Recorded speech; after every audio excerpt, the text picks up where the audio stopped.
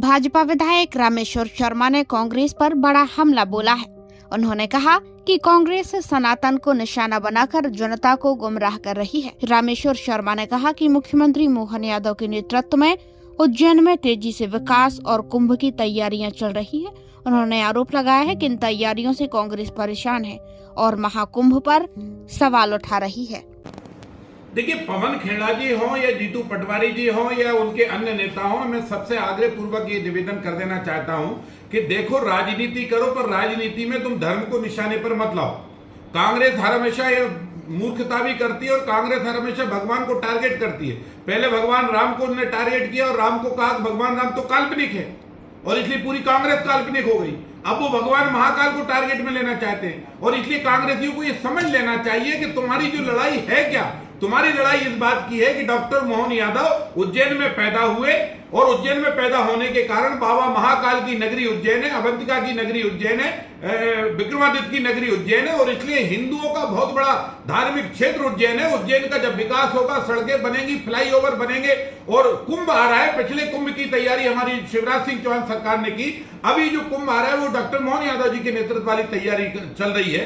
कुंभ की तैयारियों से तुम्हारे पेट में जो है दखल कष्ट हो रहा है, तुमको कष्ट होने लगा है क्योंकि तुम नहीं चाहते कि हिंदुओं के धार्मिक क्षेत्र की तैयारी हो। हाँ, मुसलमानों को इज्तिमा हो, उसकी तैयारी में करोड़ों रुपए खर्च हो जाए तो कांग्रेस की सेहत पे फर्क नहीं होगा। मुसलमानों की ईदगाह पे, मस्जिद पे करोड़ों रुपए खर्च हो जाए तो मुसलमानों की कांग्रेस की सेहत पर फर्क नहीं पड़ेगा।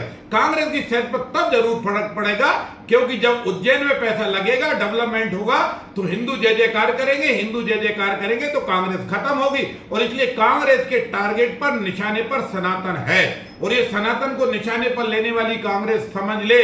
पहले अपने गिरबान में झाके। मोहन यादव जी ने जो स्टेटमेंट शपथ पूर्वक 2023 के निर्वाचन में दिया था उससे 1 इंच भी जमीन उनकी नहीं बढ़ी। उनकी पत्नी सीमा यादव जी ने जो भी शपथ पत्र में मोहन यादव जी के शपथ पत्र में उल्लेख जमीन थी उससे भी 1 एकड़ भी जमीन उनकी नहीं बढ़ी। इसलिए कांग्रेस भ्रांति पैदा करना बंद करे, कांग्रेस प्रदेश की जनता को गुमराह करना बंद करे। कांग्रेस केवल महाकाल की नगरी का विकास ना हो इसलिए मोहन यादव को टारगेट बनाना चाहती है। लेकिन मैं कांग्रेसी नेताओं से कहना चाहता हूं कि तुम्हारा नेता, जो नेता प्रतिपक्ष लोकसभा में है, राहुल गांधी, वो तुम्हारी पार्टी के पेपर की संपत्ति खा गए, उस पर जेल में जाने से बचे, जो है कोर्ट के जमानत पर है।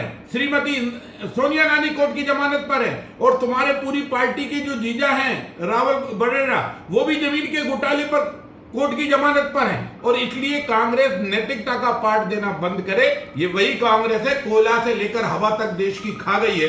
लेकिन भारतीय जनता पार्टी ये शपथ पूर्वक कहती है हमारा नेता ईमानदारी से काम जनता का करता रहेगा, सड़कें बनवाता रहेगा, महाकाल से लेकर पूरे प्रदेश का विकास में, किसान के, मजदूर के और नौजवानों के विकास में हमारी सरकार दिन रात लगी रहेगी। कांग्रेसियों, कान खोलकर सुनो, ना तो बाबा महाकाल को टारगेट करो, ना भगवान राम को टारगेट करो। अब हिंदुस्तान की जनता ने कांग्रेस को टारगेट कर रखा है और इसलिए तुम्हारी दुर्दशा पूरे देश में है। तुम जब ये टारगेट करोगे तो अंतिम में तुम्हारा अंतिम ही सांस ली जाएगी। अब तुम देश की राजनीति करने योग्य नहीं रहोगे क्योंकि तुम्हारा विरोध मोहन यादव से कम, सनातन से ज्यादा है।